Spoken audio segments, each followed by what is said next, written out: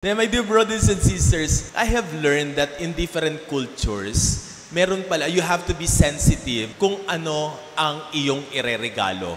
You have to be very careful sa inireregalo natin. Bakit? May ibig sabihin eh. For example, para sa mga Chinese, hindi ka pwedeng magregalo ng orasan. Bakit? Ang salitang giving you a clock tsaka I am attending your funeral ay iisa lang ang translation. Zongzu. Nang ibig sabihin nga, yon I am attending your funeral. Homophones ang tawag doon. Kaya, it is a bad omen na mag-aabot ka ng orasan bilang isang regalo. Sa Brazil, wag daw pong magre-regalo ng panyo dahil it invites the person to cry the whole year. Paano na lang kaming mga pare, laging panyo ang regalo nyo sa amin? Opo, ang tatak Caruso, 300 sa Divisoria yan. Oo. At minsan pag ayaw nyo na po ng panyo, ang regalo nyo sa amin, tuwalya. Ang tatak Philippine Airlines. Ang tuwalya na ginagamit ko ngayon, ang tatak po, Hotel Ilocandia. Sigurado ako, pinuslit yun doon sa North. Oo. Wag daw pong magre-regalo ng ganon. Pangatlo, wag rin daw pong magre-regalo. Ito sa Thailand naman, wag daw magre-regalo ng pabango. Lalo-lalo na sa iyong boyfriend o sa iyong girlfriend. Bakit? Kung paano ang amoy ng pabango ay lumilipas, baka ang relasyon nyo rin tumabang at lumipas. Ito sa Thailand, bawal daw pong magregalo ng suklay sa kalbo. Totoo naman. Bakit mo re-regaluhan ng suklay? Kalbo na nga. Ano yun? Hindi, joke lang, no? Kahit kanino, wag daw po magre-regalo ng suklay. Dahil ang ngipin daw po ng suklay ay hiwa-hiwalay. Baka ang relasyon daw po ay paghiwa-hiwalayin ng suklay. Huwag rin daw po magre-regalo ng patalim, kutsilyo. Maaring mahiwa ang relasyon ng bawat isa. Huwag din daw po magre-regalo ng babasagin, glassware, pinggan, baso, mug. Ang problema, yun ang paborito nating ipamigay di ba? Ano ang exchange gift? Sinabi ng 500 ang presyo. Ang ireregalo, yung natanggap nyo kay sa inyong politician, meron pang mukha ni, wag daw po yun dahil kung paano marupok daw po ang glassware, baka ang relasyon din daw po ay maging marupok. Pero ito, hindi ako naniniwala dito. Wag daw po magregalo ng kahit anong konektado as footwear. Ibig sabihin, tsinelas, medyas, sapatos. Ako hindi ako naniniwala dyan. Size 10 po ako. Hindi na ako naniniwala. Bakit ako naniniwala? Lalo-lalo na sa mga boyfriend at girlfriend. Bakit? Pag nagregalo ka daw niyan, you are inviting that person to step on you. Pwede kanyang yakrakan at tapakan. At para sa mag-boyfriend at girlfriend, dahil magkaiba po ang hakbang niyan, hindi daw po kayo magkakasabay. Sige nga, regaluhan mo nga ako, tingnan natin. Pero it's not about the gift Pamahiin yun at hindi tayo naniniwala sa pamahiin. Mga Kristiyano tayo, naniniwala tayo sa kapangyarihan ni Kristo. At dahil mga Kristiyano tayo, we give. Nagbibigay tayo. And we always believe this, that it is not a matter of what you have given. It is the matter of the intention of giving. Diba? It is the thought that counts. Diba? Kahit magkano, kahit ano pa yan, very well appreciated yan kasi naalala mo ko. Kaya si Maria dito, but there is one universally accepted gift na wala talagang kumukontra. Alam niyo kung send Gcash. Hindi, joke lang. No? The universally accepted gift ay the gift of presence and the gift of service accompanied with joy and commitment. Yun talaga ang walang tumatanggi na regalo at hindi mo kayang tanggihan yan. Mary in the gospel was ready to assist her cousin Elizabeth when she heard from the announcement of the angel. Nagdadalang tao ang kanyang matandang pinsan. She went there in haste. To the rescue siya. She would assist this couple to handle the things that this couple couldn't handle. And the fact that is extraordinary about that visit was that, alam natin si Maria, nagdadalang tao din. 14 or 15 years old, very young. At ito pa, masyadong malayo ang Nazareth sa Ein-Karim, Judah. Gano'ng kalayo? 100 miles apart. Gano'ng kalayo ang 100 miles? 160 kilometers.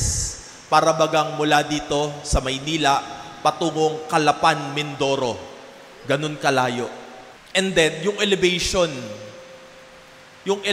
ng paglalakbay, ang height ng Ein-Karim ay 2,744 feet above sea level. Ganong kataas yon? Just imagine kung ang Mount Apo ay 3,000 feet. Etong Ein-Karim or Judah ay 2,744. Medyo pataas. And then you cannot just travel on your own. Bakit? You will pass through deserts. At alam natin, may mga bandits and brigands and robbers na pwedeng kuwanin kung anong provision meron ka. Kaya, you have to go and travel by groups, in a group, in a caravan. Kaya here, when the Gospel of Luke said, Mary was set on haste, ibig sabihin, baka last trip na yun at kinakailangang sumali siya doon sa caravan na yun. My dear brothers and sisters, Mary was ready to assist her cousin, to serve her cousin. And that there is where we are being called. Yung presensya natin that will give service to other people. Now the question is, how? Paano? What will motivate you to give the gift of presence and service to other people? At least 4 things galing kay St. Paul from his letter to the Ephesians. First, service requires a willingness to invest yourself. Willing ka, hindi ka napipilitan. Sabi ni Father, mag-serve daw ako, kaya ito, nag-serve ako. No. You understood very well na kaya ka nagse-serve dahil ready kang ibigay ang iyong sarili. Willing to serve. Second, you have to have patience. Pasensyoso. And that patience really is the one that really help yung commitment. Pag walang pasensya, wala. Isang gusot lang sa pagsiserve, alis ka na. Isang problema lang, magtatampo ka na. Remember, patience is equivalent in the letter of St. Paul to the Corinthian as love. Kapag nawawala ang pasyensya, nawawala rin ang pag-ibig. Love is patient, love is kind. Kaya dapat ang serbisyo mo may pagmamahal. Pangatlo, service requires humility. Kababaan ng loob. Hindi pwede naglilingkod, masyado kang mapagmataas. And this Christian service is really turning upside down kung ano ang pagkakaintindi natin tungkol sa serbisyo. Diba, ang mga serbisyo nangyayari, sige, pagkatapos nating iboto, ako na ang pagsilbihan nyo. Nakakatakot yan. Or, nagsilbi nga, ipinagmalaki naman. Nagpalagay ng malaking tarpaulin, mas malaki pa yung mukha niya na nakaprint kesa doon sa pangalan ng proyekto. Imagine, no? Service requires humility. Kababaang loob. Bakit? Ganun yung ginawa ni Jesucristo eh. He knows how to serve, not just like how the lords of the world is serving. Pwede naman sana that he could serve riding his horse with a sword in his hand. He can command us. But what kind of service ang ginawa niya? He was bringing a basin with water and wrapped a towel around his waist. At anong ginawa niya? He knelt down and washed the feet of his disciple. That is service with humility. Fourth requirement of service is you serve generously. sana lubos-lubusin mo na. Huwag ka nang magkuripot. Itodo mo na. Minsan, it is not only time that is being required of you. Sometimes it's not only your talent. Many times, even your money is affected. Example, itong mga servant na ito. Nagsiserve yan every week. Yung iba sa kanila, every day. Di man tumatanggap ng sahod ang mga yan. Minsan, abonado pa yan kasi pag nag-aya si Father, oy, magkape naman tayo. O sila nagbabayad ng Starbucks eh. Yeah? Abonado yung mga yan. And sometimes, you have to open not only your heart, even your pocket. Why? Because your service is a service of generosity. Sa ating mga nagsisimba, test of faith ito. Dahil minsan, excuse natin, busy ako, Father, kaya hindi ako nakapagsimba. Lagi ko sinasabi, paano kung si Lord kaya maging busy para sa'yo? Wala kang panahon kay Lord. Paano kaya kung si Lord naman ang walang panahon sa'yo? Huwag kang magtatampo, ha? Kasi immediately, God can just switch off the air that you are breathing. And then you will tell, Father, di ako mahinga kasi si Lord tinanggal yung hangin. Oo. Because we are not generously giving to God. But God will not do that to us because He is generous. Minsan maririnig natin yan sa misa no? Si Father, no? Panawagan ng panawagan, magbigay kayo sa koleksyon. Hindi pa rin nagbibigay. Narinig ko si Father Anton Pascual, sabi niya, bakit ang mga nagsisimba, ginagawang parang ingay ng palengke ang simbahan, lalo-lalo na sa panahon ng koleksyon. Bakit? Barya naman kasi yung inuhulog, kaya maingay. Ang simbahan, sabi ni Father Anton, lugar ng panalangin, dapat katahimikan dito. Kaya pag maglalagay kayo, dapat papel. Para makapagdasal daw ng taimtim, tahimik ang koleksyon. Nakwento ko na to minsan. Yung isang pare, Father Guido ang pangalan, pare sa may Green Hills. Lahat ng assignment niya na simbahan, napapagawa niya, napapaganda niya. Alam niyo kung anong ginagawa niya? Siya ang umiikot para mangolekta. Iisa-isahin niya yan.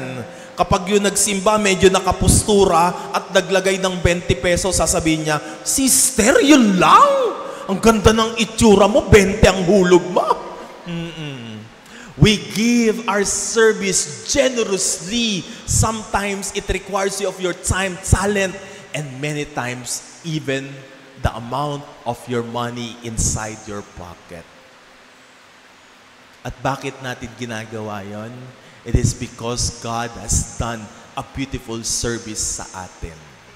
Sabi ni Muhammad Ali, yung boksingero, when you do service to other people, it is your rental fee of your stay here in this world. Yun yung bayad mo sa upa mo, sa buhay mo dito sa mundo. Kaya kinakailangan mo magsilbi sa kapwa mo. But that is not very Christian, no? Hindi kinakailangan ng bayad. Pero I really love how Mahatma Gandhi has said, you want to find yourself, sabi niya, find yourself, find the meaning of your existence in serving others. Dahil marami sa atin hindi alam ang ibig sabihin ng kanilang pag-iral. When you serve other people, it is like opening your life to other people and you are allowing them to enter into your life. I really love Saint Ambrose has said, the question is, why will I serve? Why would I give? Sabi ni Saint Ambrose, it is not an alms that we are bestowing to the poor. Hindi ito limos eh. Ang sabi ni Saint Ambrose, when we serve, when we give our service to others, most especially to God, it is a debt of gratitude that we are rendering to God.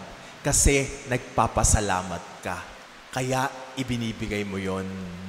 My dear brothers and sisters, this gift na kung saan hindi mo matatawaran. A gift of presence to other people. And please, if you will give generously and cheerfully. Why? because the Lord loves a cheerful keeper.